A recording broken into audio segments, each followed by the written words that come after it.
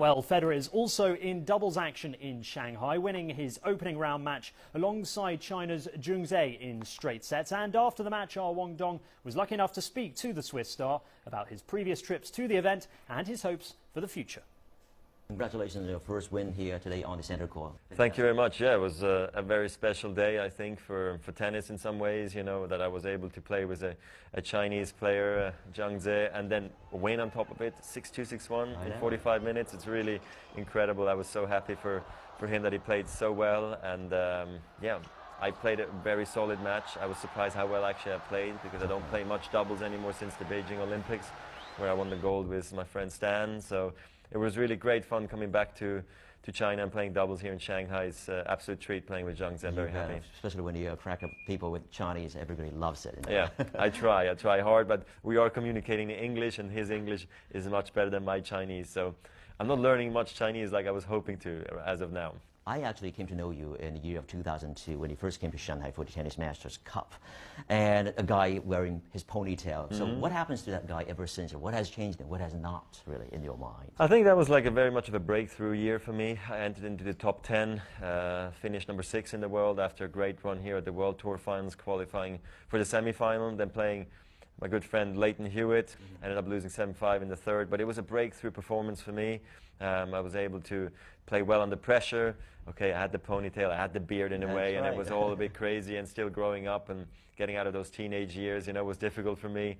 But there was a bit of a change in my personality too. I was able to become more focused, more serious, more professional. More mature as well. More mature, exactly, as you know, time goes by, and in a place like here then in Shanghai, where the world was watching, you kind of grow up very quickly. You have no choice but to grow up quick, and that's why for me it was a great experience, and I can draw from that experience today, actually, when I had the opportunity to be in the spotlight like that. Looking back, we see where you are right now, and of course this year it's not exactly that desirable perhaps for you as far as ranking is concerned. Also, you didn't win any Grand Slam title. Honestly, do you think the tennis has left you behind now, or it hasn't at all? No, I mean, I think it's just been a difficult year. I mean, I think I started actually playing really well this year in Australia. It was a good performance by me. I kept on playing well in Dubai, and then in Indian Wells, unfortunately, I had a really bad back and I couldn't perform at all. I mean, really, it happened in the first round, and then after that, it wasn't even proper tennis anymore. So, but actually was able to play good tennis. So it's been actually always like not bad, and then, you know, okay, not bad, and then good, and then again a disappointment. So it's been a very tricky season mentally, but I've stayed positive throughout. I'm excited being here. You see it. I love playing here. I love playing good tennis, and I think good tennis is ahead of me, and it's not all behind me. So I'm very positive for the next few months. So happy to hear that, really. But at the age of 32, I mean, recovery could be a little bit harsh on you, right? Can be, yeah. Kind of slower than usual than in the past, of course. Is there any moment, you know, you might feel that, hey, you know, I want to talk to myself. Maybe I should really slow down my training a little bit, or are you going to be more selective with your tournaments from now on? Absolutely. You listen to the signs of your body, no doubt about it, that you have to be smart in scheduling. That's what I've always tried to do. I've always tried to look ahead, because my goal in life as a tennis player has been that I play as long as possible. I want to be around. I want to play against the younger generation. I want to play and enjoy this life on tour as long as I can.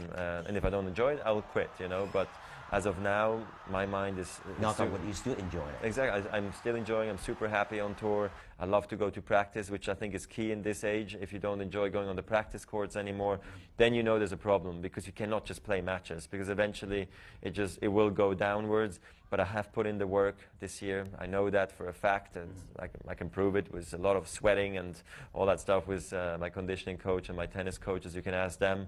So from that standpoint, I really feel that the good times are ahead of me again. It's just been very tricky, you know, with the back, with the losses, with the confidence and the motivation sometimes to always keep on pushing. But I always find a good reason to keep on looking forward and being positive, and for that reason I think it's a key next 6 months for me to make sure that I get back on track. Like you said, timing is everything, really. A little bit. And number of 17 Grand Slam titles, is it going to stay or broken by, is it going to be broken by you or by Rafa Nadal, who is really quite after you now? Could be. I mean, could be broken in January by me or by Rafa in 5 years. Who knows? I mean, so there's definitely a possibility for that. Rafa's put himself in that position again. I mean, he's younger than me, and he has got probably more tennis left, I would assume, even though I still plan to play for a very long time as well. And I feel if my body is fine, I also have my chances again to win Grand Slams. So it's a good thing to talk about. I'm happy we're talking about good things in life and not about negative things like injuries. So that's a good thing as well. As a father of 5-year-old, actually, I know how busy, I could be with my daughter. And you have 2 daughters, twin daughters, adorable, lovely. I just wanted to know, off the call, what do you enjoy doing most with them?